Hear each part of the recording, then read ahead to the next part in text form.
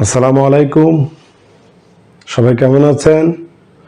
গত ক্লাসে দেখাইছিলাম আপনাদেরকে বিজোড় সংখ্যার ধারাবাহিক যোগফল। আজকে আপনাদের নিয়ে আসছি ধারাবাহিক যোগফল। ঠিক আছে, ওটা ছিল একটা সীমিত আসরে, এখন আনলিমিটেড। লাস্টে দেওয়া আছে বিজোড় সংখ্যাটা, অঙ্কগুলো লেখার পর ডট ডট দিয়ে লাস্টে দেওয়া আছে 65।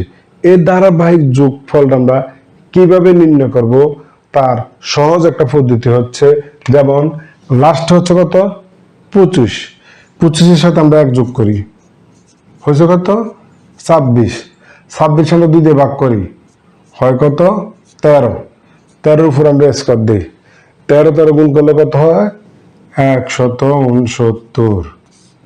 এটা হলো আমাদের সংক্ষিপ্ত আকারে সহজ পদ্ধতিতে কিভাবে আমরা বিজোড় সংখ্যাগুলা ধারাবাহিক যোগ নির্ণয় করব।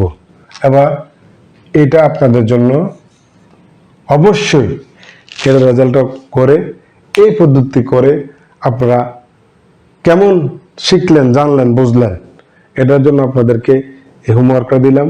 অবশ্যই করে কমেন্টে জানাবেন, শেয়ার দিবেন, ফলো দিবেন, লাইক করবেন, কমেন্ট করবেন, বেল আইকনে ক্লিক করবেন, আর আমার সব সময় অঙ্ক পাওয়ার জন্য সাবস্ক্রাইব করবেন। জি, আসসালামু আলাইকুম।